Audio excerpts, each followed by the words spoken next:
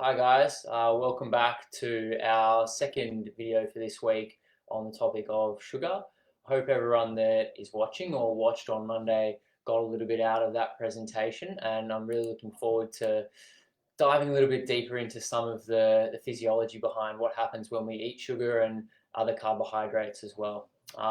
Thanks for everyone that got in touch to say that they enjoyed the video, and I hope you enjoy this one and the future ones as well. Um, Today I wanted to cover a few other very important factors about how our body processes the sugars that we eat, and to get to some potential questions as well. And the things that we're going to touch on today include something that you might have heard before called the glycemic index. Are there good sugars and bad sugars? And the role that something like fiber, which is found in foods, will play in your diet and in your body. And then touching on some hormones, insulin and leptin, and talking about their role in the body and your metabolic health. So lots and lots to cover. So I'll get straight into it. So the first thing that we're going to talk about for today is the glycemic index. So this is, I guess, a scale or a rating system, if you like, that was developed to help people understand how carbohydrates can impact your blood sugar levels and your health as well. So they essentially rank different carbohydrate-based foods on their effects on blood glucose levels directly, and they rank them from 0 to 100. 100 being pure glucose, 0 being no effect at all. The higher the number, so over 75, the quicker that it's absorbed and released into your bloodstream, and therefore the quicker that rise in your blood sugar level is going to be, and it's probably going to be more of a sharper peak. So you get a really quick rise and a really quick drop, which we know is not a really good thing because it's going to leave you hungry. It's going to leave you probably feeling not so great, pretty flat afterwards. Think of a kid drinking red cordial, and they have a huge spike in energy levels and bouncing off the walls and then crash afterwards. So that's kind of how you would compare high GI foods. And then lower GI foods, or under around 55, means that it's going to release slower into your bloodstream due to a number of factors that I'm going to cover a bit later as well. We know this system, the glycemic index system, has its benefits and can be useful, but research shows that blood glucose response is not the only factor in your metabolic health. So the glycemic index should be used as, or should not be used as a this is healthy, this is not system. I think that's not what it's best used for. Another thing to consider is the fact that we know that fructose doesn't impact your blood glucose levels directly, as we discussed on Monday, and therefore it's not going to show up on the glycemic index scale. And if you are, another thing to consider is if you are using the glycemic index, then probably a better way to, and a more recent update of the system that's been developed, is something called Glycinic Load. And this factors in not only what you're eating, but also the quantity of what you're eating as well, to give you a more rounded picture of the levels of sugar or carbohydrates of the foods that you're eating. So, for example, say you eat a piece of bread that's got a glycemic load of, glycemic index of 60, but then if you have 4 pieces of bread, the glycemic index is still going to be 60, whereas the glycemic load is going to take into account the portion size of what you've eaten, as well as how it's going to affect your blood sugar levels directly. So glycemic load is a more sort of updated way to think about this. Some examples of different kinds of foods and their glycemic index. So soft white breads and crumpets on the higher GI end of the scale. Multigrain bread comes in lower. Confectionery, desserts and pastries are typically higher GI, and so is a fruit like watermelon, which happens to be low in fiber. Most fruits are considered low GI. However, this can be misleading, as we know that fructose, which is the sugar that's found in a lot of fruit, doesn't have an impact on your blood glucose levels. So therefore classified as low GI. So when it comes to the glycemic index scale, I would sort of suggest to use it as a guide only.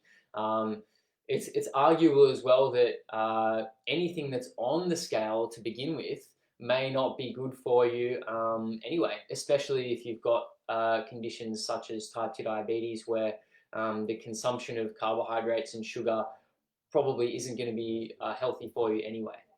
So glycemic index, useful, yes, sometimes, but I wouldn't use it to base your whole diet and lifestyle around. The next thing that I'd like to talk a little bit about is fiber. And a lot of people probably know what fiber is, know that it's probably good for them in some way, but I'm going to break down in a little bit more detail what it is and how it may be good or not so good for you and your health. So it's a component of the foods that we eat that actually cannot be broken down by our digestive system, so known as indigestible. There's two kinds of fiber. So soluble fiber, which can be broken down in water, which is found in fruits, vegetables, legumes, and real foods like that. And there's also insoluble fiber, which is usually found in the outer part of like a vegetable or fruit product. And if you like to think of an example, the stringy part of celery or cellulose is a good example. Humans, our digestive system actually can't digest fiber, but our gut bacteria can. So think of having fiber in your food as not necessarily feeding you, but feeding the healthy gut bacteria, which can have lots and lots of positive impacts for you as well. The interrelationship between the two, I think, probably breaks down in the simplest way like this. So the insoluble fiber, the stringier parts of it, think of this kind of fiber as like the net, that when you eat it, it sort of creates a net in your intestinal wall. Okay, and then if you're having the soluble fiber along with it, which is usually the two go together quite nicely, the soluble fiber then almost plugs the holes created by this net, the insoluble fiber, and it forms almost a little bit of a barrier in your small intestines. And what this does is it's going to allow for less sugar and foods to be absorbed by the small intestines in the first place, which we know is then going to be a really good thing for your health, because there's less sugar and less of a sort of tsunami of nutrients going to the liver and other tissues to be processed. So this is why, or one of the reasons why, fruit might be considered a better option than other refined or processed foods that don't contain fiber, because the sugar that you consume with the piece of fruit, the effects of that on your body and your liver and other tissues can be in some ways offset by the consumption of the fiber that comes along with it. That does not mean, however, that because what you're eating has fiber in it, is an excuse to eat as much fruit or sugar as you like. There's still obviously, every case and every food is going to be different. And yeah, it's not an excuse to just go crazy, and it's not a preventative factor. Just because it's got fiber in it doesn't mean that it's going to be really, really good for you. So now we can start to see a bit of a picture of, a good versus bad, or however, no food is inherently good or bad for your health.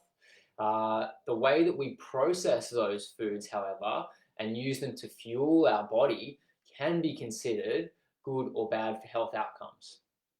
So, for example, ingesting sugar in the form of fructose in a piece of fruit, which we know also comes with fiber, vitamins, and minerals, this can lessen the glucose response in the body, and therefore the insulin response. So that would be something that we probably consider in a healthy individual a better or a good way of our body processing these foods.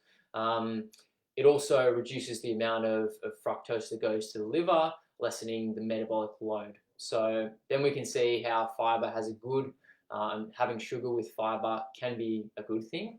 They're metabolized in a much healthier way than, for example, having a cookie, which we know has no fibre in it, or some pastry or something like that.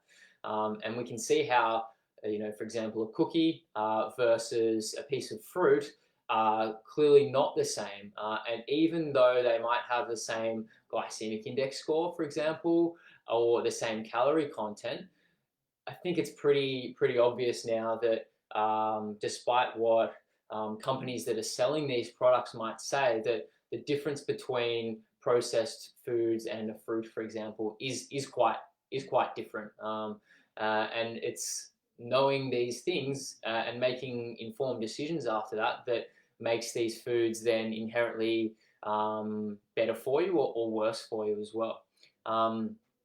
The other thing to consider when thinking of what's good and what's bad is, complex carbohydrates is probably a term that people might have heard of before, and they're a good thing, right? Well, the answer is not always so simple. It's a maybe.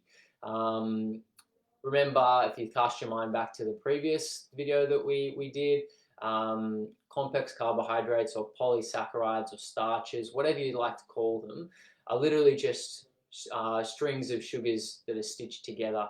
And yes, they may often come along with fiber if you're having them in a fruits or vegetables, or things like brown rice or whole grains is another sort of buzzword that's been out there a little bit. But you certainly should consider whether the addition of fiber is going to outweigh the risks of the sugar response and the glycemic load if you're having a huge bowl of brown rice. Just because it's got fiber in it, does that mean that it's a good thing for you? Well, probably not. And it may not be the healthiest thing for you in your metabolic health to be having huge amounts of these foods anyway. So it's a really sort of tricky minefield. What is good? What is bad? I think that there is no one answer when it comes to individual foods or individual people. Everyone's going to respond differently. And people are going to be at different stages in their metabolic health, which is going to make foods appropriate. What I might be able to eat and metabolize and use as fuel really well, other people may not have that same processes in their body, and therefore it may not be appropriate for them to eat those kind of foods as well. So a bit tricky. And if this is something that anyone out there feels like that they need a bit more information on, please do let me know, because or me or one of the other exercise physiologists here, because this is something that we can really educate people on and help you out individually. All right, so moving on from sort of glycemic index and fiber, I want to talk about, for the rest of our presentation for today, a couple of hormones that have a really critical role or roles to play in not only your health, but how your body functions as well. And the first one is insulin. And I did bring this topic up earlier in the week on Monday, now in the first video, but I'm going to dive a little bit deeper into what it is, what it does, and how it might be good or bad for our health in different levels. So we know that insulin is a hormone produced by the pancreas in response to a rise in blood glucose levels. And it has multiple roles in the body. So they are manage blood glucose levels to avoid hypoglycemia, when your blood sugar levels drop too low, or hyperglycemia, when it goes way too high as well, and maintain a nice balance, or what we call homeostasis. It also has a role to play in storage of nutrients for later use. Think of storing glucose as glycogen, like we talked about on Monday, and fats as well around organs and other tissues in the body. Another function or unfortunate consequence, if you'd like to think of it that way, of insulin is the fact that it actually blocks the signal of another hormone called leptin, which is also known as the satiety hormone, or something that tells us that we're full in the brain. And I'm going to touch on this a little bit later on as well and dive a bit deeper into that, because that's a really, really important thing that people should know about what happens when we're eating different kinds of foods as well. Insulin can also be taken from outside the body, as in the form of medication as well. So there are artificial versions of insulin, and people that have type 1 diabetes, for example, they actually have a condition where their body cannot create functioning insulin. So they need to take it from outside their body. Otherwise, they would unfortunately not live for a very long time. And this is what was the case over 100 years ago, before insulin was discovered and artificial versions were created. Type 1 diabetes was a death sentence, unfortunately, back then. But now we know that we can manage it really well. So why is insulin good? What's it important for? Well, we know that it's one of its main roles is to maintain homeostasis of our blood glucose levels. So avoiding a hyperglycemia, or our blood sugar levels going sky high after you've eaten something. So we see, say you have a piece of fruit or any kind of food with carbohydrate in it, your blood sugar levels are going to rise a little bit. And we see then an insulin response. Insulin is produced by the pancreas, and this helps to maintain the homeostasis within the blood to avoid too much glucose, which is toxic for different tissues and different organs as well. But why is it maybe not so good to have a lot of insulin in your body? And this, I believe, is when we start to get to the root causes of a lot of chronic diseases in Australia and around the world today. So problem one is high levels of insulin in the body, constantly circulating throughout the day, promotes the storage of nutrients. So when we're bringing in a lot of sugar all throughout the day, I think you have a cereal breakfast, and then coffee and biscuits for morning tea. You have lunch with white bread. Then you have an afternoon snack with some fruit and nuts, and maybe a juice or something like that as well. Dinner is lots of carbohydrates. You're having pasta for dinner, and then you have some chocolate after dinner. That's an entire day where you're eating sugar, and as a result, your insulin response and insulin levels are going to be elevated throughout the day. Elevated levels of insulin are then going to promote the storage of the excess energy that we can't immediately use to fuel our body. And as I spoke about last time, excess glucose can be stored as glycogen and stored in the liver and in the muscle. But these fuel stores are actually, they're finite in terms of glycogen. So they don't you don't have an unlimited supply of these. And I want you to think about this as like the fridge in your body. Okay, so it's storing glycogen in the fridge, and your fridge can get full, and you can't do anything more about that.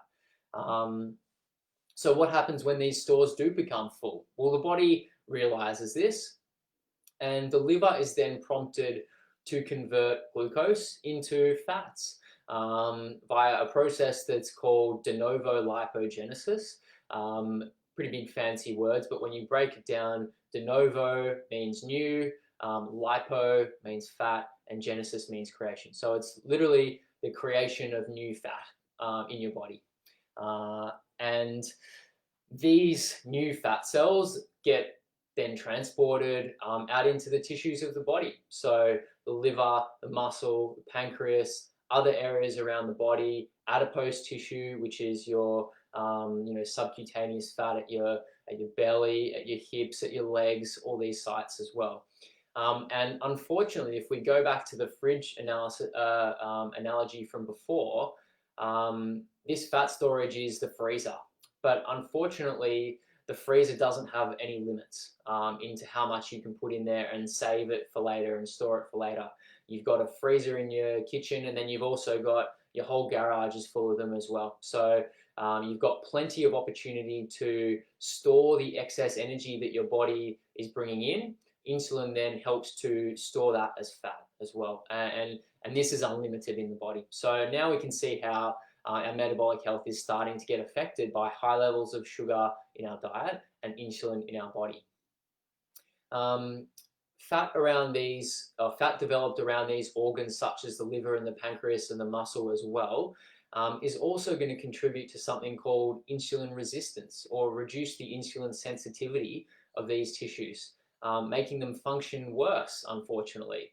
And now we get a situation where insulin resistance in these tissues also means that we now need to produce more insulin to do the same job as what it was doing before, creating a bit of a vicious cycle of high levels of insulin, but the tissues that they're trying to impact on are less and less sensitive to their actions. So now we can see a bit of a vicious cycle of high levels of insulin because we're eating a lot of sugar, and that's going to be causing insulin sensitivity at tissues, which means that we need to produce more insulin for the same foods we ingest, which means the tissues become less sensitive to insulin, and things get worse and worse and spiral out of control. And this is actually the process by which diseases like type 2 diabetes can manifest in a lot of people. And this is a process over 20 or more years that sort of takes time to develop. So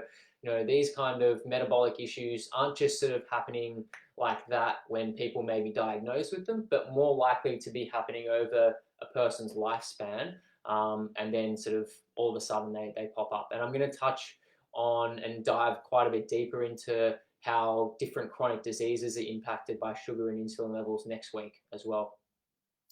So now we can see a picture of how sugar, glucose and fructose, overconsumption can cause things like weight gain, as we've just touched on with insulin response and depositing of fat, and struggling to lose weight as well. Insulin resistance at tissues that are going to lead to further metabolic ill health, which, like I said, we're going to cover in quite a bit more detail next week. One other thing that I did touch on earlier in this video that's important to know about insulin is that there's another function that it has, and that's to block the binding site of another hormone called leptin and its action in the brain. So leptin is a hormone that's actually produced by adipose tissue or fat cells. And what it does is this leptin hormone signals the brain to say, stop, I'm full, please stop eating, we've got all the nutrients that we need. And this is developed over many thousands of years in humans to store energy for when we may not be able to access it. Think thousands and thousands of years ago when we might find something to eat and then not find something for a long time. But if insulin what insulin or high levels of insulin can do is blocks leptin action in the brain, which means that we don't get this signal of satiety and feeling full, and we're actually more likely to keep eating if we're eating sugary foods that are increasing the levels of insulin, which is a big problem. Have you ever noticed how you might be able to eat an entire packet of chips, for example, or cookies, or any kind of processed food that's high in sugar, but for the same amount of calories? So, for example, a piece of steak or eggs, it's just not possible. Think of after you've had a big meal of steak, for example, and you think, I feel so full, I couldn't possibly eat any more. Yet, if you're having the same amount of calories from a soft drink or some cookies, you could eat as much of that as you want. And people in today's society probably think of that as a lack of willpower, or I'm really bad, I'm craving sugar. But I think an important thing to know is that that's not a personal slight on people. This is your physiology. And your body is programmed to work these ways, and unfortunately for a lot of people it's definitely working against you, and the foods that you eat can definitely impact your hunger levels, how full or how hungry you feel, and then negatively impact your desire to continue eating or your metabolic health as well. So important thing to know is the impact of insulin and leptin potentially making people hungrier, and potentially then struggling to see any weight loss, or weight loss efforts really struggling as a result of eating foods that are still high in sugar. So there's been quite a bit of information to cover today, and on some tricky topics that probably people don't have a lot of information on in the past. So today I've spoken about the glycemic index, its pros and cons, and whether it's a good idea to use that for helping you decide what to eat. I don't think there's any necessarily good or bad sugar or foods in general, but the way that they fuel our body and the way that our body processes these, I believe, can be good or bad, and that's going to come down to the individual. My metabolic health is going to be different to everyone else watching this, so what works for me isn't going to work for everyone else out there either, and that's where talking to, whether it's a dietitian or one of the staff here to help and find out what's going to work best for you is really important. We've discussed how fiber works in the body, and how it's good for our gut health, and also reducing the blood glucose and insulin responses in our body. And probably the most important takeaway from today is the roles that insulin plays in our body, and how high levels of insulin, also known as hyperinsulinemia, and insulin resistance at tissues, are contributing to chronic disease and ill metabolic health all around Australia and the world today. So if there's something, if this is a topic that you're really interested in, whether for your own health or for other people out there, I strongly encourage you to share this video or invite them to like the page, as we're going to be covering these topics and more across the whole month of August, and delving a little bit deeper into different chronic diseases as well.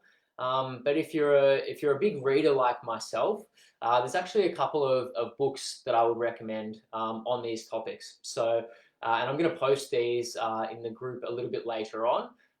The first one is called Fat Chance by Professor Robert Lustig, who's a doctor in the US.